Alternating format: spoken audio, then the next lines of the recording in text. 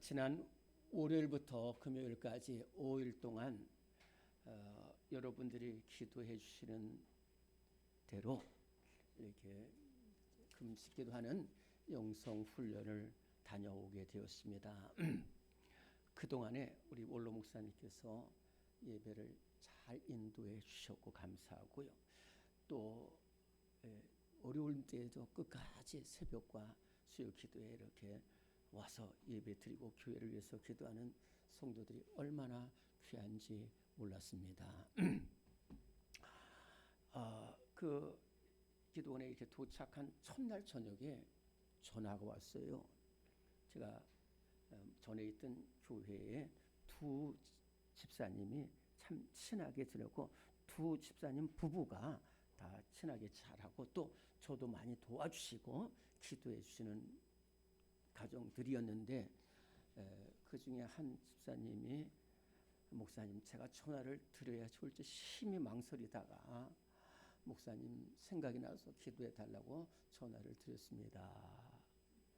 그 옆에 있던 친구 집사 그의 아들 하나가 있는데 이 태어나면서부터 이 소아마비로 좀 어려움을 겪고 있고 그러다 보니까 이제 참 학교도 잘 못 다니고 가정도 어려워지고 그래서 이제 또 거기다가 신앙마저 떠났습니다.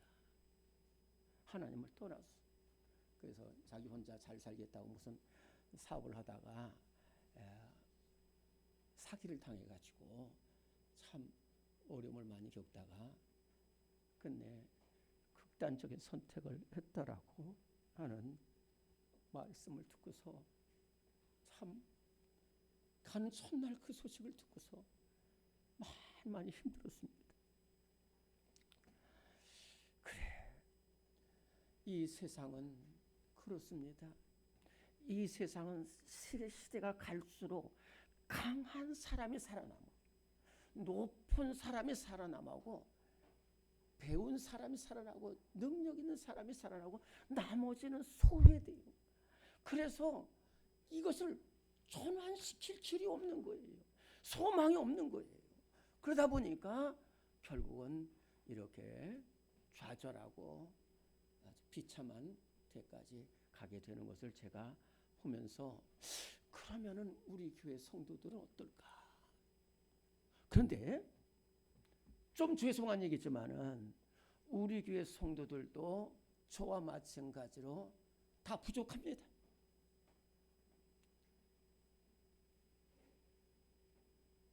크게 잘난 사람 없고 크게 높은 사람 없고 크게 부유한 사람도 없어요. 그러면은 우리 성도들도 좌절하고 낙심해야 될 수밖에 없지 않습니까? 그런데 성경은 그렇지 않다라는 거예요. 세상에서는 부족한 사람은 부족한 것으로 끝납니다. 가난하게 태어나서 가난하게 살다가 가난하게 죽습니다. 병든 채로 태어나서 병든 대로 살다가 병든 채로 죽습니다. 소망도 없고 꿈도 보이지 않는 그러한 상태로 살아가는데 성경은 그렇지 않다는 거예요. 고린도전서 1장 26절에서 29절에 보면 보라 너희를 부르심을 보라 너희 중에 문벌 있는 자가 많지 않고 지혜 있는 자가 많지 않고 강한 자가 많지 아니하되 하나님께서 약한 자를 택해서 강한 자를 부끄럽게 하려 하시고 세상에 멸시받는 것들을 택하사 있는 것들을 폐하려 하시나니 이는 아무도 주님 앞에서 자랑하지 못하게 하려 합니다. 무슨 말씀이냐면은 다 부족한 사람을 하나님이 부르셨다는 거예요. 그리고 교회는 부족한 사람들이 모였다는 거예요. 그런데 부족한 사람들이 모였으면 가장 비참한 곳이냐? 아니라는 거예요. 하나님께서 부족한 사람 하나하나를 불러서 기드온처럼 모세처럼 베드로처럼 귀하게 쓰신다는 겁니다. 그래서 우리는 절대로 낙심하거나 좌절하지 않을 수 있는 것은 하나님께서는 오히려 눈이 강한 사람, 교만한 사람, 있는 사람을 보는 것이 아니라 부족하지만 그러기 때문에 주님 외에는 길이 없다. 오늘 우리 찬송가 292장처럼 주 없이 살 수 없네 죄인의 구주 그 귀한 사랑으로 날 구속하셨다. 오늘 예수님께서 오늘 마태복음 20장 1절부터 16절에서 이런 말씀하십니다. 한 가장이 있었다는 거예요. 한 40살 정도 된 가장입니다. 한 35세 된 가장일지 모르겠어요. 그런데 이 가장은 참 성실한 가장입니다. 그래서 부인과 아들, 딸을 잘 키우려고 노력을 하는데 참 안타까운 것은 원래 가난한 가정에서 태어나가지고 교육을 제대로 못 받고 또 원래 가난한 가정에서 태어나다 보니까 건강 상태도 좋지 않고 또 그러다 보니까 무슨 재주나 자격증이나 능력도 없는 사람이었습니다. 그리고 심지어는 아내가 병까지 들고 연약한 모습이었기 때문에 자기가 생계를 잘 할 수밖에 없는 이러한 어려운 처지에 있는 가정이었습니다. 그래서 그날따라 이제 일하러 나가기 위해서 장터로 나갔습니다. 일하기 위해서는 장터로 가야 됩니다. 장터에는 거기에 일할 사람이 있고 사람을 찾는 주인들이 있습니다. 그곳이 만나는 곳이 장터입니다. 그래서 장터에 갔는데요. 오늘 일할 수 있게 해주세요. 아마 기도하면서 갔을 겁니다. 그런데 거기에 자기만 온 것이 아니라 많은 사람들이 왔어요. 능력 있는 사람도 많고 미장이도 있고 석판 공수도 있고 기술자도 있고 또 건강한 사람도 있고 능력 있는 사람도 있고. 그런데 이제 주인이 와서 포도원 주인들이 와서 여기 미장이 잘 할 수 있는 사람이 있습니까? 네, 제가 잘합니다. 오십시오. 9시에 가서. 돌을 잘 조각할 수 있는 사람이 있습니다. 네, 저 삼손 같은 골리앗 같은 건강한 사람이 있습니다. 제가 뭐 다른 건 없지만 건강. 그런데 이 주인공은 아무 자격도 없고 능력도 없고 기술도 없어. 몸도 연약합니다. 그러니까 아무도 불러주질 않아요. 그런데 이렇게 하다 보니까 벌써 12시가 됐습니다. 12시면 끝나는 거예요. 근데 얼마나 가난한지 도시락도 제대로 없어가지고 허기진 배를 갖고서 이제 어떡하나 12시가 넘었는데 그래도 혹시나 또 오실지 모르니까 좀 기다리자 그러면서 기다리고 2시가 되고 3시가 됐습니다. 3시면 이제 끝났습니다. 근데 이제 3시가 됐을 때에 이 가장의 머릿속에 부인이 떠오르고 눈에도 딸과 아들이 떠오르는 거예요. 지금 부인은 내가 가서 음식을 사가고 약을 사가지가 않으면 회복되기가 좀 어려운 처지에 있는 거예요. 아들은 올 때 아빠 오늘 곤충 사갖고 올 거지. 딸은 아빠 인형 2개 사와야 돼. 그런데 길이 없는 거예요. 4시가 됐습니다. 그때 이 가장은 어떤 생각을 하냐면 이미 이제 걸렀다라고 하는데 이미 안 됐다는 거예요. 그런데 집에 가서 아빠 뭐 하고 왔어? 이렇게 말하면은 어디 가서 일이라도 좀 했으면 좋겠다는 거예요. 돈 안 줘도 지금 이 시간에는 돈 안 줘도 괜찮은데 일에 가서 풀도 묻히고 막 흙도 묻혀 가지고 가고 싶은데 그러한 주인도 없어. 이러다가 잠이 잠깐 들었습니다. 그래서 이제 5시가 뭐시도 모르는데 갑자기 막 자기를 깨우는 주인이 있었어요. 여보세요. 일어나세요. 일어나세요. 누구십니까? 나는 포도원 주인이라는 거예요. 지금 당신은 왜 여기 이 시간까지 놀고 서 있느냐? 그랬더니 이 가장이 딱 하는 말이 뭐냐면은 나를 품고 써준 사람이 없다라는 거예요. 나를 품고 써준 사람. 이 말이 가장 힘든 말입니다. 나를 품고 써준 사람이 없다. 그때에 이 주인이 내가 당신을 쓰겠습니다. 지금 내 밭에 포도원에 가서 일하십시오. 그리고 10만 원을 주겠습니다. 정말입니까? 정말이라는 거예요. 정말. 그리고 가서 딱 1시간 일했는데 그 값을 다 준 거예요. 그러면은 어떻게 해서 이 포도원 주인은 이 1시간에 이 사람 하루 종일 일한 사람하고 똑같이 주는 것은 이건 있을 수 없고 낭비입니다. 그런데 왜 포도원 주인이 이 사람을 썼을까? 첫째, 사랑입니다. 이 사람을 이렇게 보니까 잠들어서 비참하게 누워있는 저 사람을 볼 때에 얼마나 불쌍한 가장이냐. 이 사람 손에서 부인이 살아나갈 수 있고 아들, 딸들이 소망을 가질 수 있는데 저렇게 놀고 있다. 아무도 불러주는 사람. 두 번째, 이 사람은 순전한 사람이라는 거예요. 8시, 9시에 불러주고 11시에 불러줬을 때도 아무도 없을 때도 딴 곳으로 가지 않고 그 자리에 하루 종일 그 자리를 지키는 그것을 봤어요.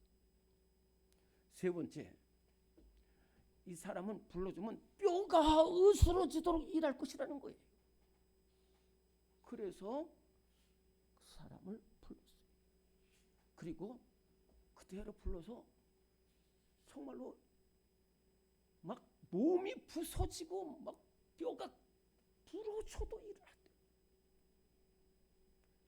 예수님, 우리를 다 5시에 부른 사람. 우리 주님은 저와 여러분들이 잘나서 부른 게 아닙니다. 아니, 정확하게 말하자면 부족해서 부르셨습니다. 부족하지만은 오로지 주인을 바라보는 그 사람을 쓰셨어요. 우리 주님에는 힘없고 병든 자도 쓰시고 실패한 사람도 쓰시고 연약한 사람도 쓰시고 두려워하는 사람도 쓰시는 거예요. 첫째로 우리 하나님은 나이 많고 힘없는 사람도 들어 쓰신다는 거예요. 오늘의 말씀 1번입니다. 출애굽기 3장 11절 12절 시작. 모세가 하나님께 아뢰되 내가 누구이기에 바로에게 가며 이스라엘 자손을 애굽에서 인도하여 내리이까. 하나님이 이르시되 내가 반드시 너와 함께 있으리라. 결론부터 말씀드리겠습니다. 모세는 이 세상의 어떤 지점보다 뛰어난 사람입니다. 하나님께서 말씀하신 대로 저 430년 동안 애굽에서 포로 생활한 200만 되는 이스라엘 백성들을 이끌어내서 그것도 하루가 이틀이 아니라 1년, 2년이 아니라 40년 동안을 이스라엘 백성들을 이끌어내고 그것도 물 한 모금 먹고 풀 한 폭이 없는 광야에서 40년 동안은 200만 되는 사람을 40년 동안 광야에서 이끌어가지고 가나안 땅에 보이는 모압 평지까지 이끌어온 어마어마한 지도자가 바로 모세입니다. 그런데요, 출애굽기 7장 7절에 보면은 그들이 바로 앞에 섰을 때에 아론은 83세였고 모세는 80세였더라라고 기록하고 있습니다. 이게 무슨 말이냐면 모세가 어마어마한 사람이기 때문에 하나님 쓰신 것이 아니라 80세들은 쭈그럭뱅이 노인 아무런 소망이 없이 살아가는 그 노인을 하나님이 부르셨어요.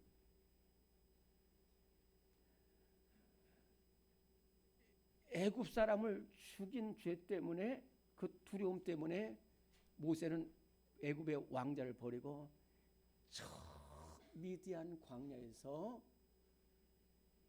숨어 지내면서 혹시나 애굽 왕이 찾을까 봐 40년 동안 그 광야에서 양을 칩니다. 그것도 자기 양이 아니라 장인의 양떼입니다. 여러분들 광야에 가보면요, 광야의 특징은 한마디로 말하면 아무것도 없다라는 거예요. 집도 없습니다. 학교도 없습니다. 물도 없습니다. 나무도 없습니다. 파란 건 먼지뿐입니다. 한참 가면은 양우리 하나 있고 양떼가 지나가. 또 한참 가면 물샘 요만한 것이 있어. 거기서 40년을 있어요. 사람이 자꾸만 만나서 이야기해야지 이야기가 되는 거예요. 말이 트는 건데 아무도 없어. 그리고 50세가 되고 60세가 되고 70세가 되고 80세가 됐습니다. 그러던 어느 날, 그날도 장인의 양떼를 몰고 이렇게 호렙산으로 가는데 갑자기 가신나무 돌기에 불이 붙어 있으면서 뭔가 바라보는데 거기서 하나님께서 모세야, 모세야 부르십니다. 주여, 제가 여기 있나이다. 모세야, 네것은 무슨, 내가 너를 애굽으로 보내서 내 백성 이스라엘을 건져내게 하리라라고 말씀하셨습니다. 그때에 모세가 하는 말이 바로 이것입니다. 내가 누구이기에 바로에게 가며 이스라엘 자손을 애굽에서 인도하여 내리까. 하나님 보십시오. 제가 왕자였을지는 몰라도 지금은 아닙니다. 제가 40살이 아닙니다. 제가 80살입니다. 저는 이제 말도 못하고 힘도 없습니다. 그런 제가 어떻게 세계 최고의 왕 바로에게 가서 내 백성 건져내라고 말씀하겠습니다. 두 번째, 이스라엘 자손이 나를 네가 누구냐라고 할 것인데 내가 뭐라고 말하겠어요? 하나님, 제가 바로에게 가면은 바로가 너 어디서 왔냐? 너의 신이 누구냐라고 말할 텐데 어떻게 말합니까? 그럴 때 나는 스스로 있는 자라고 말하라. 이스라엘 백성들이 나를 믿잖아. 내가 너를 보냈다라고 말하라는 거야. 오로지 지팡이 하나만 붙들고 나가. 그런데 이렇게 정말로 보잘것없고 아무런 소망이 없는 이곳에게 하나님이 함께 하시니까 그 200만 되는 이스라엘 백성들을 애굽에서 인도내서 홍해를 건너게 하고 아말렉과의 싸움에서 승리하고 대적들을 물리치고 온갖 불평 속에서 끝까지 이스라엘 백성들을 애굽 모압 평지까지 인도하여 내게 하신 줄로 믿습니다. 무슨 말입니까? 모세가 능력 있고 잘나서 부른 게 아니라 80대 된 아무런 소망이 없지만은 하나님 지팡이 잡고 주님과 함께 하시는 부족한 사람이기 때문에 그렇게 귀하게 들어 사용하신 줄로 믿습니다. 바라기는 오늘 우리 모든 성도들 하나님께 붙잡힌 모세처럼 쓰임받는 우리 성도들 되시기를 간절히 바랍니다. 또 하나님은 용기 없는 사람도 쓰신다는 거예요. 오늘의 말씀 2번입니다. 시작. 하나님은 용기 없는 사람도 들어 쓰십니다. 사사기 6장 15절 16절 시작. 기드온이 그에게 대답하되 나의 집은 므낫세 집 중에 극히 약하고 나는 내 아버지 집에서 가장 작은 자이다 하니 여호와께서 그에게 이르시되 내가 반드시 너와 함께 하리니 내가 사람들을 치릇 하리라. 아멘. 자, 저를 잘 보시기 바랍니다. 이스라엘 역사에서 사사시대라고 있습니다. 정확한 기간은 주전 1400년경부터 1050년까지 약 350년 동안을 사사시대라고 합니다. 이 사사시대는 여호수아가 죽은 이후로 여호수아 같은 지도자가 없이 350년 동안을 있다가 사울 왕이 왕이 되면서 왕정 시대로 되는 그 중간 350년 동안을 사사 시대라고 합니다. 하나님께서 그때그때의 사사를 들으셔서 이스라엘 백성들을 인도하게 하신 시대라고 해서 그것을 사사 시대라고 합니다. 이 사사 시대 중간쯤에는 미디안이라는 나라가, 모세가 그 광야에 있었던 그 미디안 쪽에 있던 미디안의 군대가 이스라엘 백성들을 메뚜기처럼 달렸다. 그래가지고 이스라엘 백성들이 있는 곳을 다 뺏어갑니다. 여자들도 납치해가고 가축과 소난 양도 다 뺏어가고, 그리고 아주 이스라엘 백성들 씨를 멸절하기 위해서 씨앗을 뿌리면 와가지고 그 씨앗을 다 빼고, 이렇게 7년 동안을 이렇게 한 거예요. 이때에 기드온이라는 한 청년이 있었습니다. 이스라엘 10집 2지파 중에 므낫세 지파 중에 한 사람인 기드온이라는 청년이 이 밀을 타작하는데 미디안 사람들이 샅샅이 쫓아가 다 뺏어가니까 미디안 사람들을 두려워해가지고 포도주 틀에서 밀을 타작하고 있었습니다. 얼마나 비참하면서요. 얼마나 용기 없는 사람입니까? 그런데 포도주 틀에서 밀 타작하고 있는 그 기드온에게 하나님께서 사자를 보내셔가지고 너 큰 용사여, 하나님께서 너와 함께 하시도다, 네가 이스라엘 백성들을 미디안의 손에서 구원하라고 이렇게 말씀하시는 거예요. 그러니까 기드온이 네 주여, 그런 일이 어찌 있었습니까? 그런 일이 있었다면 우리가 지금 왜 이렇게 이 모양으로 있습니까? 그때 하나님께서 다시 말씀하십니다. 내가 너와 함께라는 거야. 네가 미디안 사람 치기를 한 사람 치듯이 하리라. 내가 너와 함께. 그때 기드온이 뭐라고 하냐면, 하나님, 저를 보세요. 저는 이스라엘 지파 중에서도 제일 약한 지파가 므낫세 지파인데 그 므낫세 집에서도 우리 집은 가장 약한 집입니다. 또 우리 집 중에서 저는 가장 작은 자이고 무능력한 아들입니다. 그런데 제가 어떻게 저 30만이나 되고 미디안 메뚜기처럼 달려오는 이 미디안을 제가 어떻게 한다는 말입니까? 어떻게 한다는 말입니까? 아니라는 거예요. 그러기 때문에 내가 너 함께 한다는 거예요. 그리고 300명 용사만 줍니다. 그런데 너는 내가 너와 함께 하려는 거예요. 그랬더니 거기서 힘을 얻고 하나님께서 기드온과 함께 하시는 증거를 보여주시니까 기드온이 밤중에 300명 군대를 잃고 나팔 불고 항아리로 불을 깨니까 막 그 미디안 사람들이 자기들끼리 친구들끼리 서로 싸워가지고 다 흩어지고 도망해서 승리를 하게 된 거예요. 그래요. 여러분들, 저와 여러분들 가진 것도 없고 용기도 없습니다. 그러나 그러기 때문에 저는 길이 없습니다. 주님이 함께하여 주옵소서 부르실 때 기드온처럼 귀하게 쓰임받는 믿음의 용사 십자가 군병들이 되게 하실 줄로 믿습니다.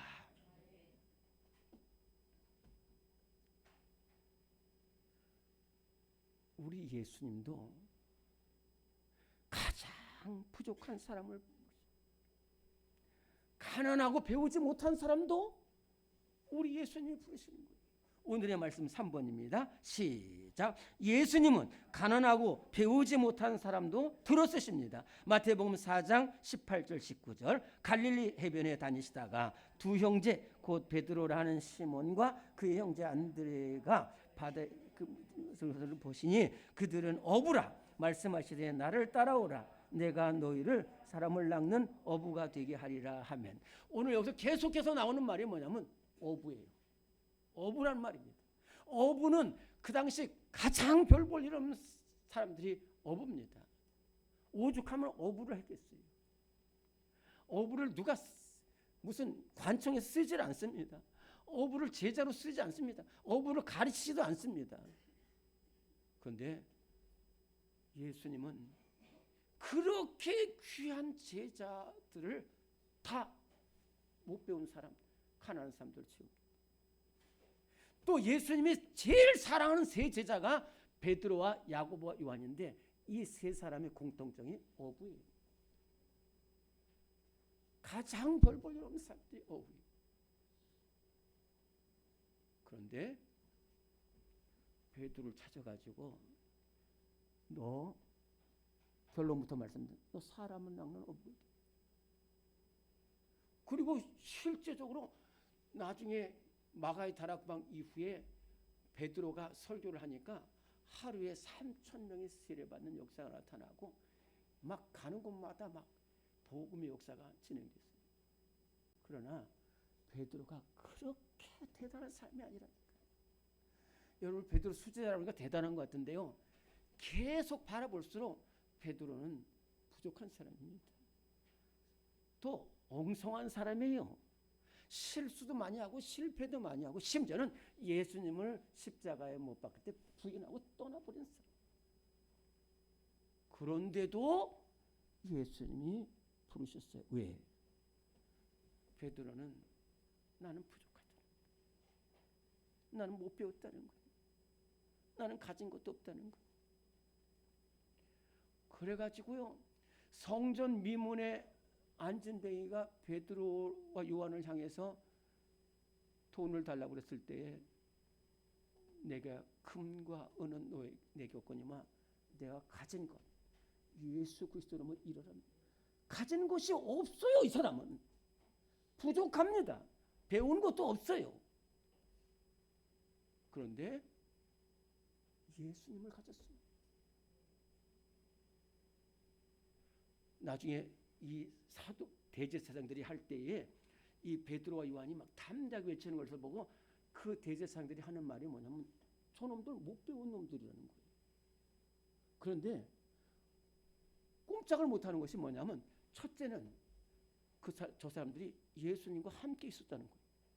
그리고 병 나은 사람이 지금 옆에 있는 거예요. 아, 예수님이 함께 하니까 저런 사람이 되는 거예요. 오늘 우리 성도들 저도 기도원에서 여러분들 고백하는데 울었습니다.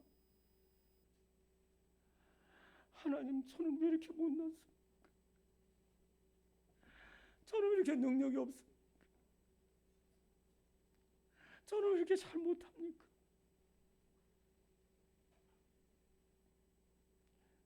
근데 말씀하시기를 너 못난 거, 너 능력 없는 건 관계없다는 거예요. 아니, 너 못났다는 거예요. 그런데 중요한 것은 내가 너와 함께 하느냐 안 하느냐가 중요하다. 오늘 부족한 모습으로 우리 왔을지라도 주님, 저는 부족합니다. 그래서 주님 앞에 나왔습니다. 저에게 은혜를 베풀어 주옵소서.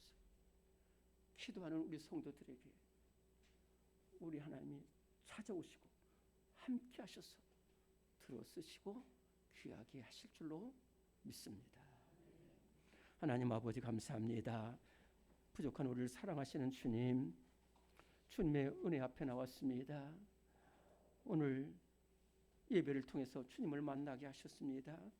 하나님, 모세처럼 나이 많고 연약하고 기드온처럼 용기도 없고 사도 바울 베드로처럼 배우고 가난하지 못한 우리 가난한 우리들이면 주님 손에 붙잡힌 바 되게 하셔서 귀하게 쓰임받게 하시고 야베스처럼 존귀하게 쓰임받는 우리 성도들 다 되게 하여 주시옵소서.